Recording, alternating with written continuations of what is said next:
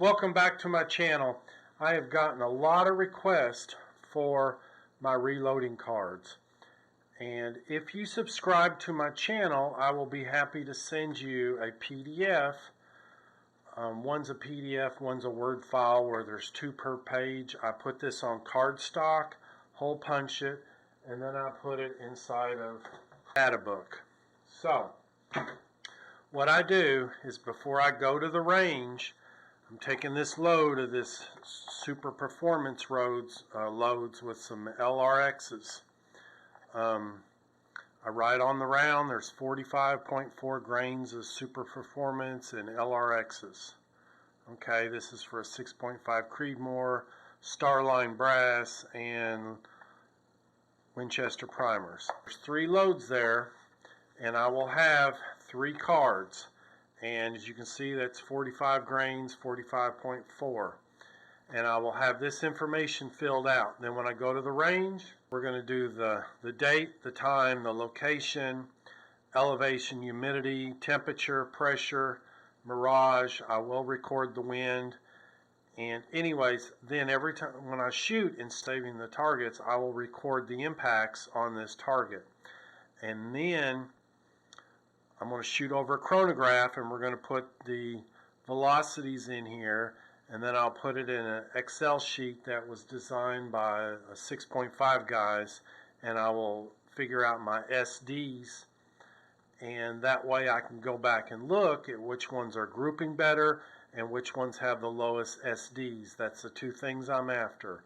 And sometimes what you have your best SDs are your worst groups, but sometimes your good groups have that low SD. So if you subscribe to my channel, I will send you a copy of these. Do it on cardstock, and you put it in your reloading manual. So I keep them on a little clipboard that I got from Staples, just like that. So here's for Paul's Browning X-Boat. We're going to try some super performance on it. Okay, this is my reloading manual. If you know me, you know I'm a big fan of Barnes bullets. This is my manual. I have never bought a reloading manual, nor do I intend to.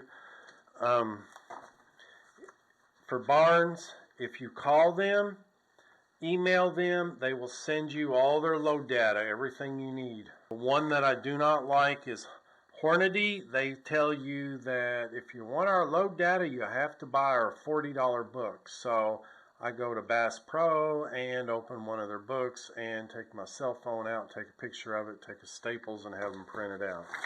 So all my reloading information's in here. Any emails with Barnes, if you've never talked to some of those technical support people, every time I email them with a question, it's just like biblical. Write it down, print it out, put it in here, because those guys are reloading all day long. And Berger, Nosler, all of them but Hornady will help you out. You got a problem, email them and they'll help you out. So anyways, I'll print out any kind of emails I get, because I started reloading like 15 years ago and I forget stuff all the time, and it's interesting to go back and some of the insights that they will tell you. This stuff here is from, who's the guy that makes the Kestrel, works for Berger. He's an aerospace engineer. So anyways, I print all their load data out from anything I might need. He does applied ballistics. Brian Litz. I've got emails from him that you print those things out, because that guy is a genius. So anyways, any kind of hard data like that, any kind of little, like how to, just anything I learn, I will write it down in here. That's different stuff. So your Hornady, Alliance, they will send you this. Alliant Powder will send you their stuff. Sierra, they will send you their stuff if it's not available online. Everybody but Hornady will send you their stuff. Even Federal will send you their stuff. So I'll organize it in here like this, and because what will happen is I come back years later and want to revisit stuff. And so if you don't know how to read Mirage, there's stuff on there. Even my black powder, I'll put, instead of buying the reloading manual, I'll throw it all in here. Okay, so that is just where I keep all the raw data off the websites. This is what I started reloading with. It's still one of my favorite rounds, the 25-06, and this is back when Ty, he helped me so much come up with loads, and I prefer their older reloading manuals. Although they'll tell you this isn't this accurate, but I love those diagrams that they would have, because I usually want a 1.4 elevation. I'll zero for 100, it's a hunting round, and I'll zero for 100 yards, and then I'll go up 1.4 inches, and then I'm good for 200 yards. I'm dead on at 200 yards real easy then. So anyways, that's my simple little reloading manual. Here's my data book. I forget where I got this link for these things. I bought them for like $4 a piece. I bought a half dozen of them, and they had free shipping. I forget where they came from, but they were on clearance. So anyways, this is what I might take to the range with me. I'll put all kinds of notes in here. One of the first things I do on a new rifle is I want to measure the distance to the lands. A Hornady overall length gauge and measure that, and I'll take like 15 measurements and average them. And that way I can follow throat erosion on a brand new barrel. This has been my go-to load forever when I started using a reloading manual. If you don't have your recipe down, you will never ever be able to replicate it. Also in here I keep, if I have time at the end of the video I'll show you this, but these are range cards for where I used to. This is a place I call Doritas. When I'd sit up on top of the ridge, I have everything ranged out. This is where I used to coyote hunt. Power lines 380. I popped a couple coyotes running this line at 380 yards at a full run. I don't know that I can do that anymore. I'm getting old and my eyes aren't what they used to be. But so I would have all my hunting spots ranged out. Another thing I do is I make kill cards. Of course, this was a bow hunt, but anytime I kill a critter, I guess I should say harvest a critter, I write everything down about it. What day it was, sunset, where the sun was at, 50 degrees, clear sky, no wind, waxing crescent moon, 0% visibility, and I'll draw it all out. I'll put all the different times, sunset, everything. And these all go into a file. And it's amazing, years later, when you start pulling these out and going through them, that you will find that there are certain dates that most of your deer are killed on. Just see trends. This is the cards I was using last year before I changed a bunch of them, but you want to get your pressure and get that off your cell phone. There's a lot of apps to do that. Back then I just went to the National Weather Service, but I would put all the information I could come up with on here, and my chrono, even my distance that my chrono was from the barrel, I would put listed on these data cards, and any kind of other notes that I would put. If I changed the scope, if I went up 2 or 3 clicks, I would record that here, so I got a running history of adjusting my scope. It's just like a history, a diary, okay? I got 1 inch low, so I'm turning the scope, okay? And I was in the middle of a deer hunt right here, okay? I shot a buck through the weeds. I didn't know how that would perform, but all I could see is his head. And anyways, my raw chrono data. You need to keep a record. So there's ballistic charts for different rounds. It doesn't take that much. When I started a data book, I started Like here's my Ruger American. Every time I shoot it, I'm going to record the rounds so I get a round count, so I got an idea how many rounds have been through it.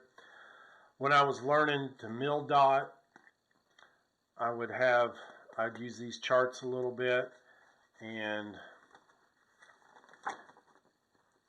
shooting uphill, downhill, I know there's apps that'll do it, but you can actually, it's just cosine, you can figure it all up yourself. Reading wind, it's the hardest thing I've ever had to figure out. But there's only one way to learn how to read wind, and that is actually to do it and then put your wind meter up. But look at that flag and then guess what it is.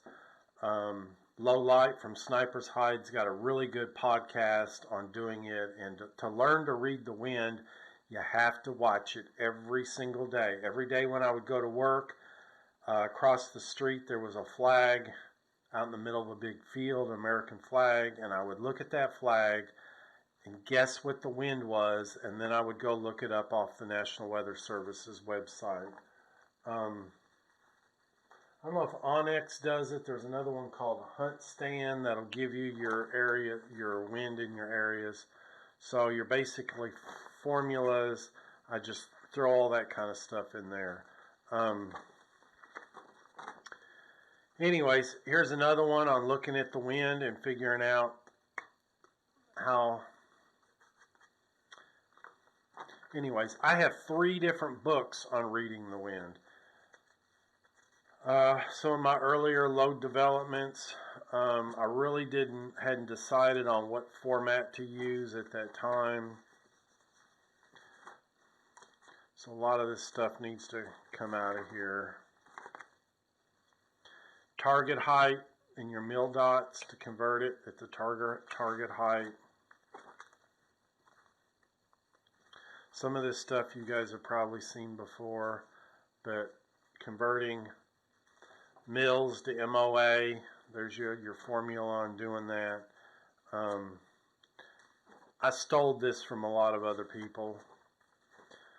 So anyways, here we're going to this year, my evolution of my new card, working up loads on this new rifle.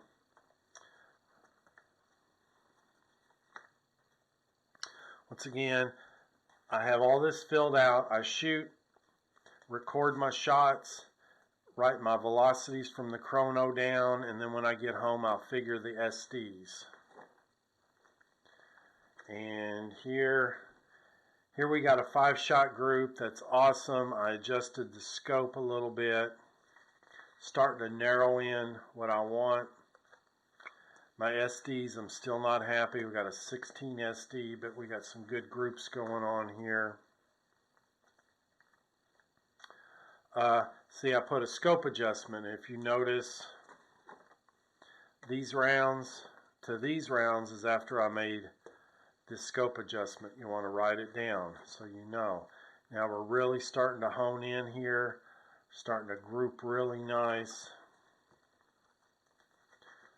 This is when I was playing with Reloader 16. This is when I first got my first pressure signs. The rounds looked fine. My SDs went sky high at 39, and the brass looks fine, but it felt like I was shooting a shotgun, and that was my first pressure signs with Reloader 16 at 41 grains. Okay, now Paul, this is what Federal's load data looks like. When you buy bullets, this will come with this. We detected ejector swipes here, so this is going to be his max load of 42 grains with Reloader 16. Now we're back to H4350, which I think in 6.5 Creedmoor. I haven't tried out the Super Performer yet, but so far 4350 is what performs the best. We were getting SDs of 7 on this one. SDs of 10 on that one. SDs of 7 again here. But we were going up, and the groups opened up. We were getting great SDs, but the groups were opening up. So anyways, this is what I use my data cards for. And instead of having targets, keep track of targets, I just record it right then when I'm shooting. I'm looking in the spotting scope. Every time I shoot, look in the spotting scope, record where the rounds hit, and that way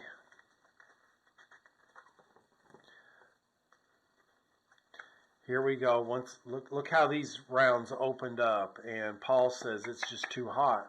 We go from bullets touching to opened way up. SDs jumped up to 40, and we're over the limit.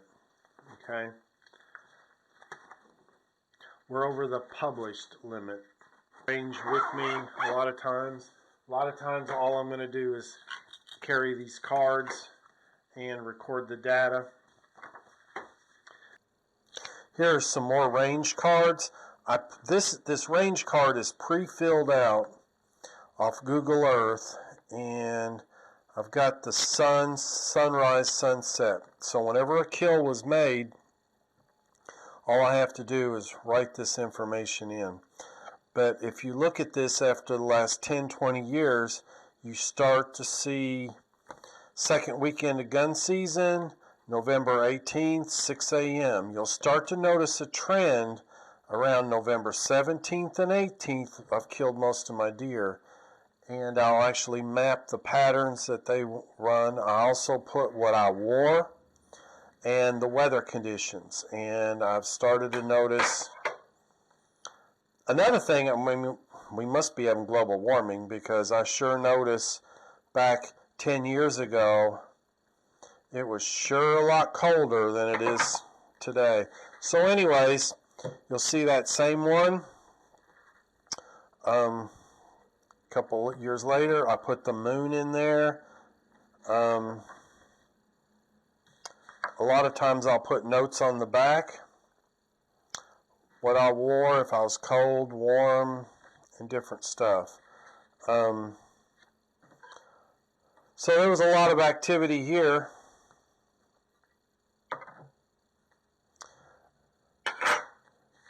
So this is a different location. Same thing. I'll have it all figured out. This is a different location, but same thing.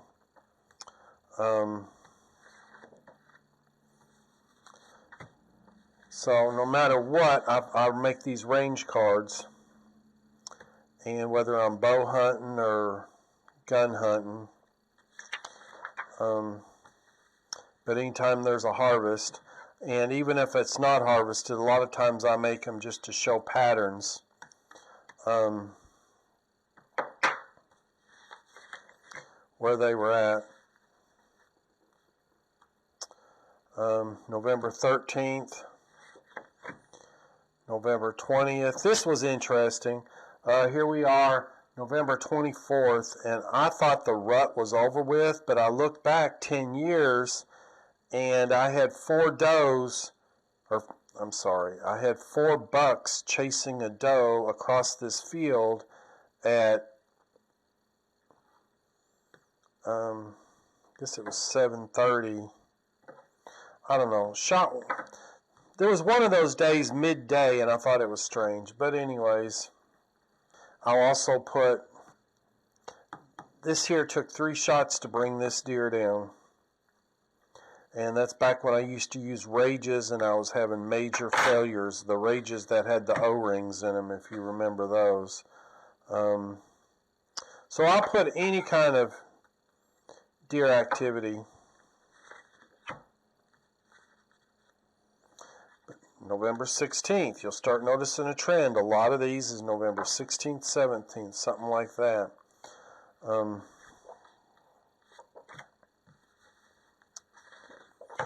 So anyways,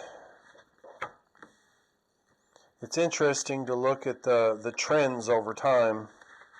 Here's some of my Boone and Crockett. Of course, none of them made Boone and Crockett, but A lot of people, they say I wanted to be an official scorer, so I was going around, of course these are mine, but I was scoring other people's deer, and it was interesting, people that thought that their deer should be, see if I can find one here. Some of these people that think their deer should be like, here for instance, he was saying this deer is 140, 150, and I scored at 107.